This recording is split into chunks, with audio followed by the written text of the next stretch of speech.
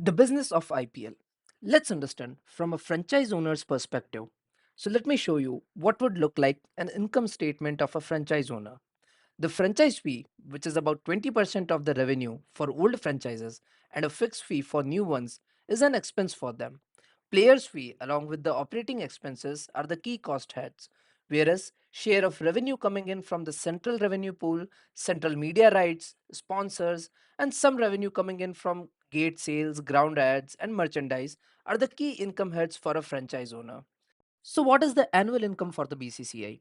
Through the IPL, it's roughly 5,000 crores which comes in through media rights, about 1,350 crores which comes in from franchise fee, and title sponsors give close to around 500 crores.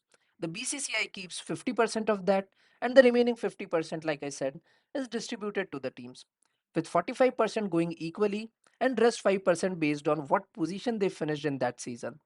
Now, how do the actual numbers look? Last year's champions, Chennai Super Kings, made a revenue of close to 273 crores and an EBITDA of 65 crores as well. Now we have a list of their revenue sources and income heads. This is from CSK's annual report. Player fees were close to around 92 crores. Franchise fee was around 50 crores. Tournament expenses around 40 crores, for which they got revenue of close to 200 crores from the central piece, and then sponsorship revenue of roughly 80 crores. But most importantly, this is a game of valuation just like any business. Valuations of some teams have grown over 20 times since the beginning of IPL in 2008. So let's look at valuations here as well. CSK's share are traded on an unlisted market and we have brought their price trend here for you. As we see, they have grown over multiple times over the years. We compared them with Primex 40 returns. The Primex 40 index is first live private market index of India, which is designed to provide investors with a benchmark to measure the performance of private companies in India.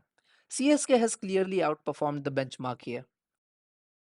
We have also attached a copy of this annual report here, which can show you exactly how much is spent where. From major expenses like player and staff salary, admin fees, etc., to minute ones like printing and stationery, hotel rents, as well as on telephone bills, you can find all of them here. It also shows the income from sponsorship, talent management, and CSK Academy membership. Finally, we have the profit and loss calculations as well. Also, did you notice the signature at the bottom? Mr. Srinivasan. Remember the guy from our previous video, which covers the ownership details and scams in IPL business? If you haven't checked it out already, you should definitely watch that.